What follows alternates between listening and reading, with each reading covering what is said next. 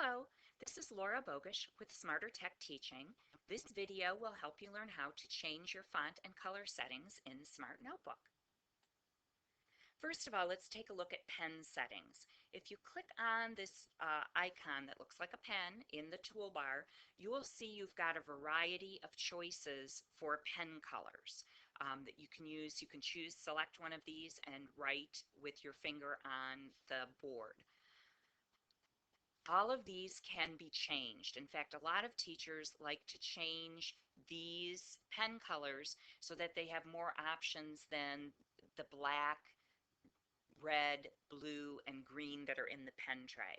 So let's change one of these pen colors. Click on the pen color that you wish to change. Right now the black is selected. I could choose the blue, I could choose the red. I will choose the black. Once that is selected, come over to the Properties tab, click on it to open it, and I think I'm going to change this color to orange. So I click on that in the color choices. I can also change the thickness of the pen. I'll click on the thicker option. Line style, I can make it solid. I can have a dotted line, a dashed line. I can change the start and the end of the line segment or leave it plain just by pulling down the tabs. The important thing to remember is to click on Save Tool Properties at the bottom of that window.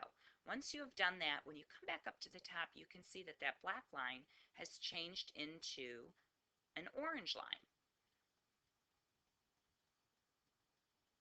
Let's move on to changing line settings.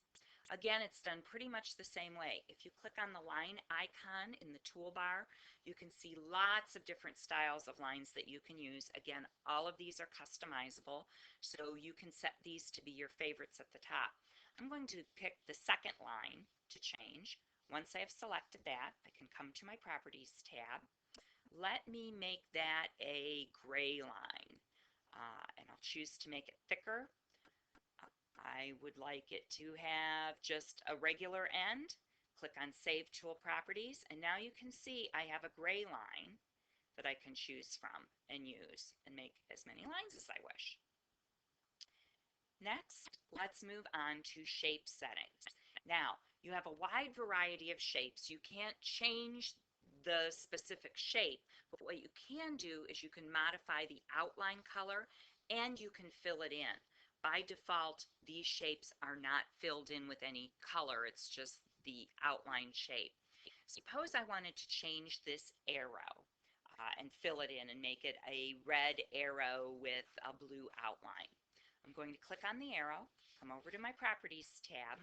The first thing that's asking me is for a color fill. So I'm going to click on red to fill in the red arrow.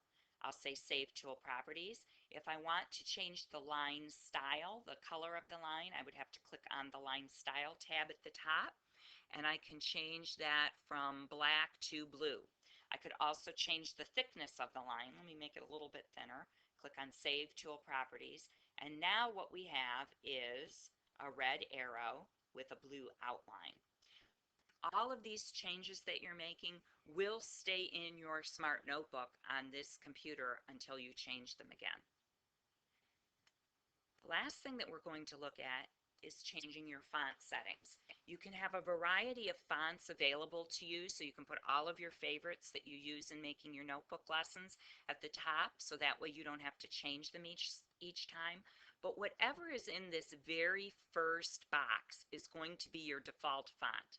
So if you just start typing on your keyboard, that will become what font types immediately unless you change it. So I'm going to change the default font to my favorite, Comic Sans. I'll click on this arrow. Currently it is Arial. I'll change it to Comic Sans, and I would like my font to be a little bit bigger, so I'll change it to 36. I could also make it bold or italic or underlined if I wanted to as my default.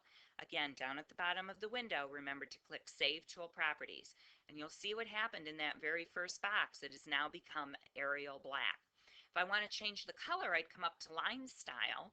Oh, and maybe I want it to be blue. If I click on blue, and it's not giving me the option to save tool properties. Oh, that's because I already have a font that is 28 Comic Sans. It just shifted over to show me that's where my font is.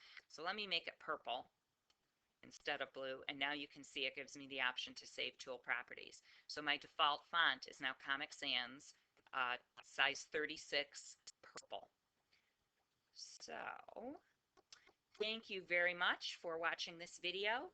If you'd like more information, you can find it on my website, smartertechteaching.com. Have fun with your smartboard.